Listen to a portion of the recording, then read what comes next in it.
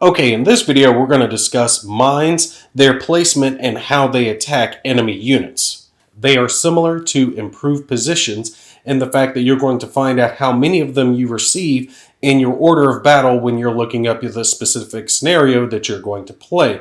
It'll list down how many mines that you'll get, and you'll take and place aside that many counters to represent how many mine attacks you can use. The difference, though, is that you're not going to take and automatically place those directly onto the map. You'll hold them off to the side, and you're going to place them when an enemy unit moves through a hex that you want to attack them in that they have not been in previously. So, as an example of what I mean by that, let's say our Russian infantry here are wanting to move up to try to attack our city, and they step into this hex. As long as no other Russian unit has been into this hex to have potentially revealed the mines previously. Just think of it that way, that no unit can have been there previously to have possibly activated the mines.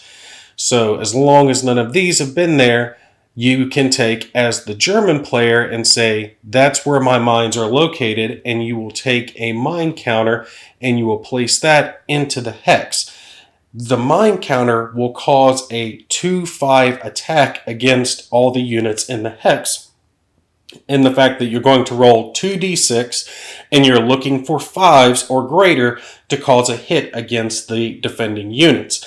The defending units do not get to roll defensive dice against this attack. Similar to how other attacks are going to be conducted in the results, if there are multiple units in the hex, you'll take and divide the results evenly as amongst them as possible. And if you have an odd number of results, you'll take and randomly decide which units do get those results. Plus, HQ units will have to roll for reduction if applicable. Now, you can't take and stack more than one mine into a single hex, but they will remain in the hex and they'll continue to attack units that enter that hex. So it would be a good idea to place them into choke points that you know your enemy will want to proceed through later on through the match. There is a difference between infantry and armored fighting vehicles when they're hit by mines. A set of infantry have to stop and they can no longer continue moving after they have entered a hex that has mines in it. A armored fighting vehicle can continue their movement as long as they don't become disrupted during the course of the attack and that they have movement points left to spend. One last thing to keep in mind when it comes to mines is the fact that they do not attack the units when they leave, only when they enter. So you'll roll for the attack as the unit enters the hex, but when they go to leave the hex with the mines, they will not roll again for a separate attack.